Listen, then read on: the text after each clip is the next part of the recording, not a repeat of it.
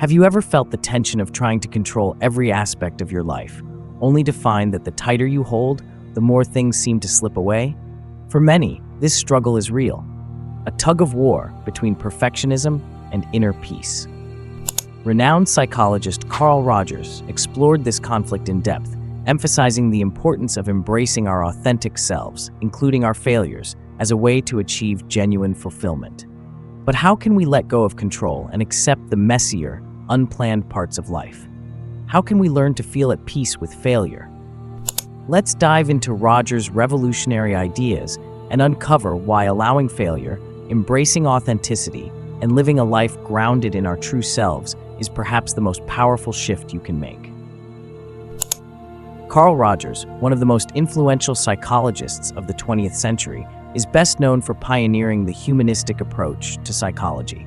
At the heart of his philosophy was a profound respect for the individual and an understanding that fulfillment is not about achieving external milestones, but about living a life true to oneself.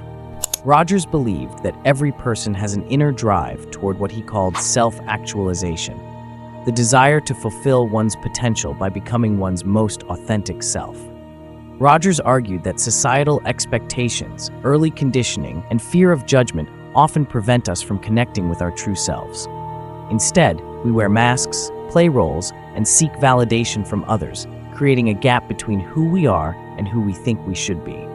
In his view, the first step toward genuine fulfillment is shedding these societal pressures and embracing a mindset of acceptance, including our imperfections and failures. Rogers called this concept unconditional positive regard for oneself, a radical acceptance of everything that makes us human, including our flaws, failures, and mistakes. By letting go of the need to win or prove ourselves, we open the door to genuine personal growth and fulfillment. One of the most profound insights Rogers shared was the value of failure as a pathway to growth. In a culture that celebrates success and achievement, failure is often seen as something to avoid.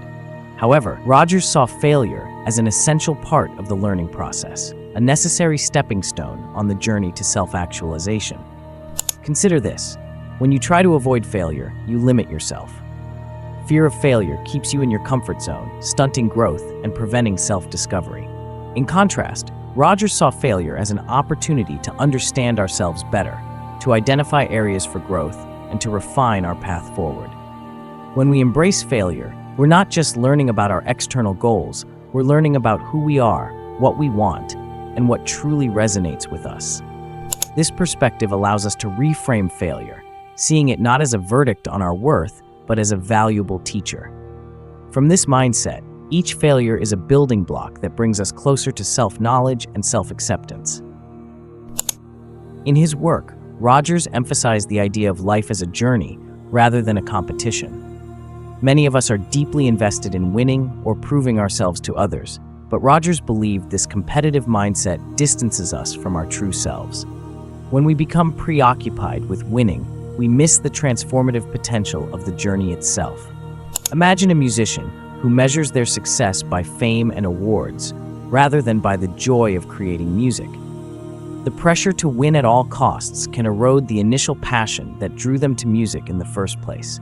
When we fixate on outcomes, we lose sight of the process and the intrinsic rewards that come from living in alignment with our passions and values. Rogers invites us to view our lives as an art form, a constantly evolving masterpiece that isn't defined by any single achievement or failure.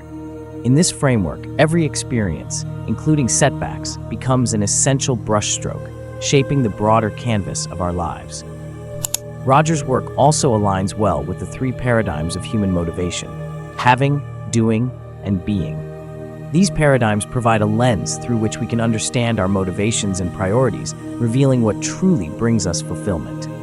In the having paradigm, we focus on accumulating possessions, status, and external markers of success. Rogers observed that when we pursue fulfillment primarily through what we have, we often end up feeling empty or unsatisfied. Material possessions or external validation may bring temporary pleasure, but they rarely fulfill our deeper emotional needs. Rogers warned against conflating having with happiness. In his view, true fulfillment could never be found in possessions or achievements, but only through living authentically. The more we cling to having, the more we distance ourselves from the deeper values that define who we are. The doing paradigm represents the need to prove oneself through actions and achievements. People in this paradigm often measure their self-worth by their accomplishments. Rogers acknowledged the value of achievements, but cautioned against making them the sole source of self-worth. He saw that when individuals attach their value to what they do, they risk feeling unworthy or anxious whenever they're not actively accomplishing something. Rogers believed that meaningful action should arise from a place of authenticity rather than the need to meet external standards. When our actions are aligned with our core values, they become expressions of who we truly are, rather than performances designed to win approval. The being paradigm, which Rogers championed, represents living in alignment with one's authentic self. Rather than focusing on having or doing, this paradigm emphasizes being, embracing oneself fully, with all one's imperfections and strengths. In the being paradigm, self-worth isn't contingent on external achievements or possessions, but is rooted in self-acceptance. For Rogers, the ultimate goal of life is to live from this place of being, where we no longer feel the need to constantly achieve or prove ourselves. From this state, we experience a profound sense of inner peace and resilience, regardless of external circumstances. We are no longer chasing success. Instead, we're embracing who we are and allowing our lives to flow naturally from that place of authenticity. Central to Rogers' philosophy was the concept of congruence, which he described as the alignment between a person's self-image and their actual experiences. When people experience congruence, they feel a sense of harmony between their inner and outer lives. They act in ways that reflect their true values and beliefs, rather than conforming to societal expectations. However, achieving congruence isn't always easy. It requires vulnerability and honesty, qualities that many of us avoid because they make us feel exposed or open to criticism. Rogers emphasized that congruence is essential for authentic living. Without it, we're merely going through the motions, trying to meet standards that don't truly reflect who we are. Congruence allows us to experience fulfillment from within, independent of external validation. When we are congruent, we feel whole and grounded, no longer reliant on achievements or possessions for a sense of self-worth. This inner harmony becomes a source of strength, allowing us to navigate the challenges of life with resilience and grace. Rogers also understood the importance of accepting our shadow side, the parts of ourselves we often hide or deny. The shadow includes our fears, insecurities, and past traumas.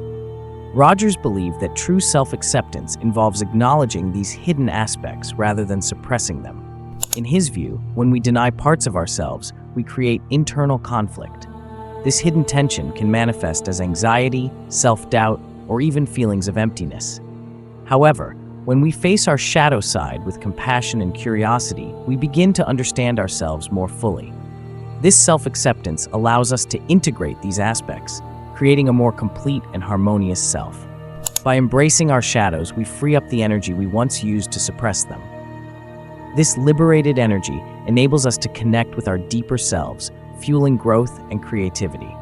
When we learn to accept every part of who we are, we become resilient, open, and at peace. Rogers' teachings reveal a powerful truth. True fulfillment lies in living authentically.